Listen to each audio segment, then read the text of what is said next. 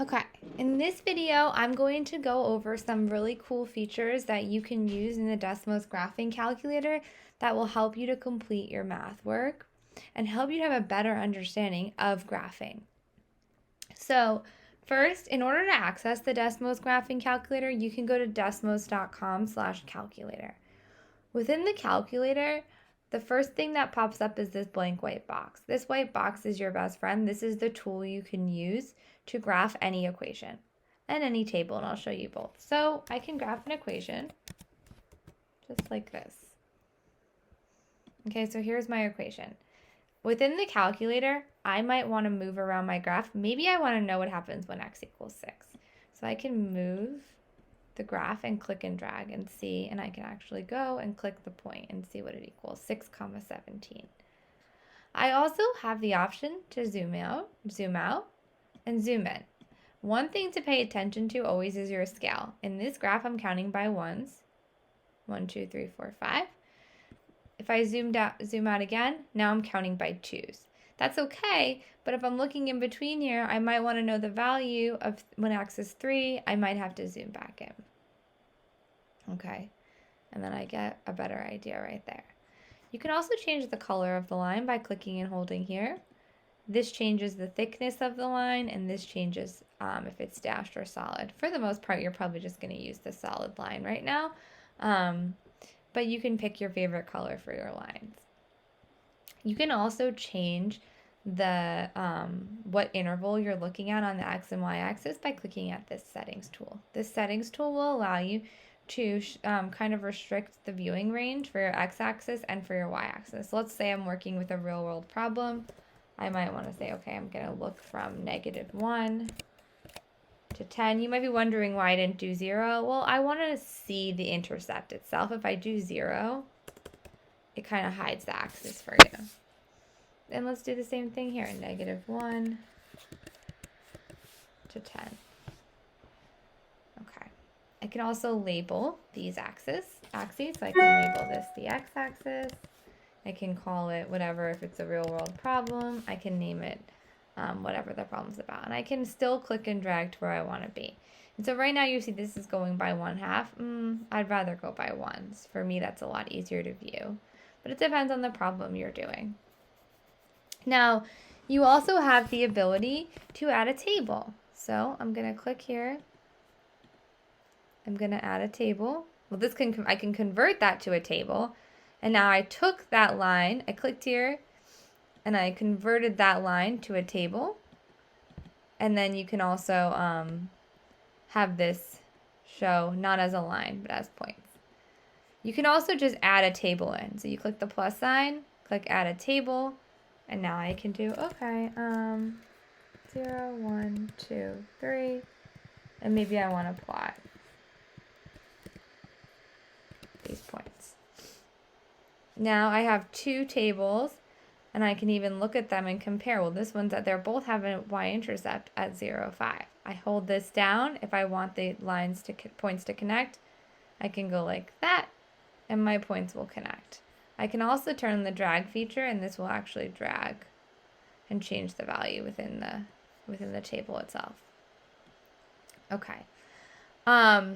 I also have the ability to save my graph. So I can name my graph, and let's name this graph 4. And now it's saved. And whenever I log on to Desmos, as long as I'm signed in on my name, right? So if you're not signed in, you want to make sure you sign in. I can access any of my old graphs that I've used.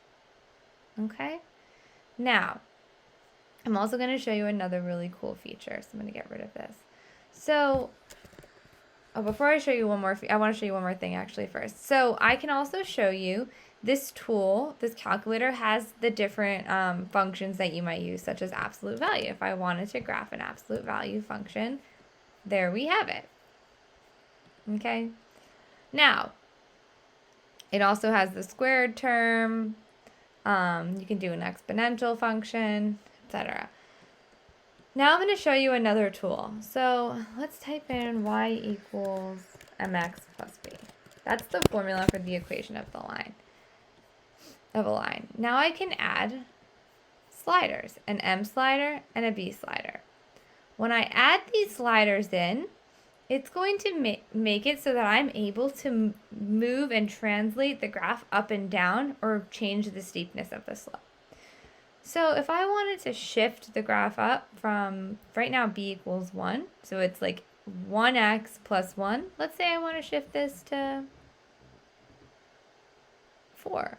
So now that has a y-intercept of 4. And maybe I want to look at something counting by 1, so I'm going to zoom in. Okay. Let's say I want to make the line steeper.